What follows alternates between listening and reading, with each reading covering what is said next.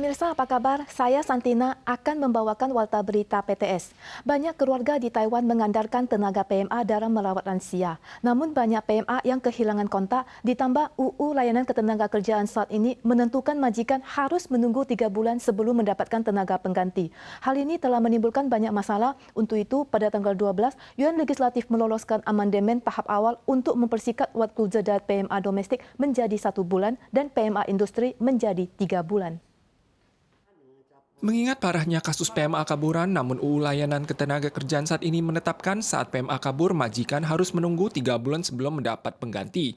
Hal ini menyebabkan jeda tunggu untuk tenaga PMA dan memicu keluhan masyarakat, sehingga meminta bantuan legislator yang kemudian mengusulkan amandemen UU.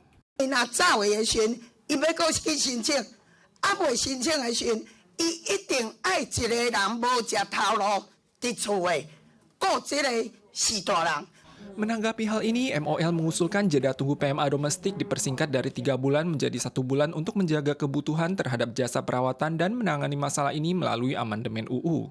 移工请求转换雇主复杂案件，已函请地方政府适时召开协调会议，推动移工留才久用方案，透过薪资条件改善移工转任中阶技术工作待遇。 Namun pihak agensi menilai PMA hampir tidak dapat masuk akibat pandemi beberapa waktu lalu. Sekarang larangan di wilayah perbatasan baru dicabut. Jika jeda tunggu dipersingkat jadi 1 bulan, mungkin sulit untuk memenuhi permintaan tenaga kerja. Yuan Legislatif meloloskan amandemen UU Layanan Ketenagakerjaan tahap awal pada tanggal 12 dan mempersingkat jeda tunggu PMA domestik menjadi 1 bulan dan PMA sektor industri menjadi 3 bulan. MOL memperkirakan 1.000 keluarga dan 2.000 perusahaan akan memperoleh manfaat ini dalam 3 bulan mendatang. Tiongkok mengumumkan akan melakukan aktivitas kedirgantaraan di zona informasi penerbangan Taipei mulai pukul 9:30 pagi tanggal 16 dan menentukan zona peringatan untuk mengatur penerbangan selama 27 menit.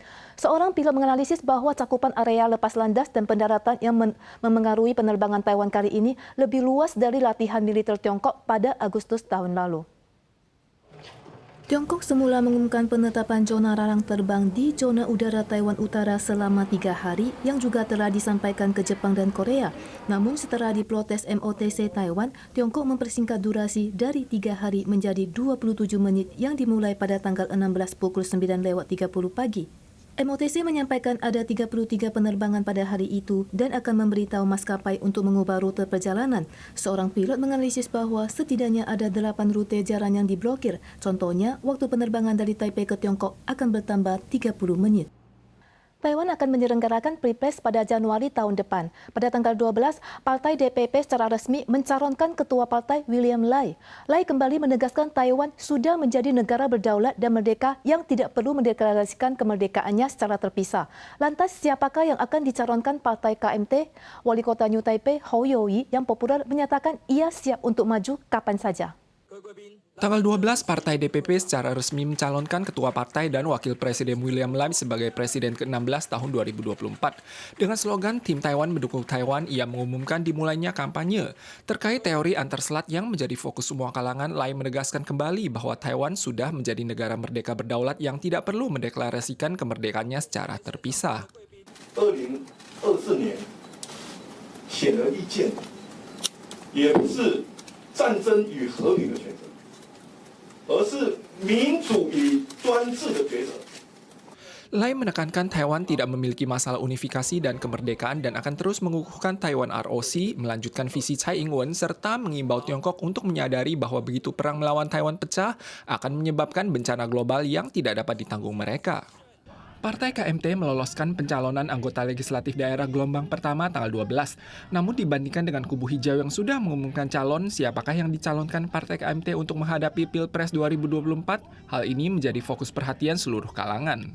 Dua calon potensial di kubu biru, Hou You-yi dan Eric Chu, jarang tampil bersama. Sementara pendiri Hong Hai Technology Group, Terry Kuo, yang sudah menyatakan posisinya untuk memperebutkan pencalonan Pilpres 2024 oleh Partai KMT, kembali berangkat ke Jepang tanggal 12. 我们随时让自己的准备能够随时面对所有的挑战，都能够克服，以及随时也可以上场。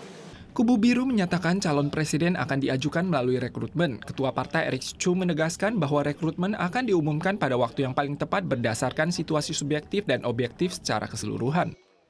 Berbicara tentang Gunung Lala di Taoyuan, dalam pikiran kita mungkin hanya terlintas tentang buah persik. Tapi sebenarnya di Gunung Lala terdapat 24 pohon raksasa yang paling primitif di Taiwan. Salah satu pohon bahkan berusia 1495 tahun. Baru-baru ini, Dinas Kehutanan meresmikan Gunung Lala sebagai Taman Rekreasi Hutan Taiwan ke-19 dan dibuka untuk umum pada 18 April.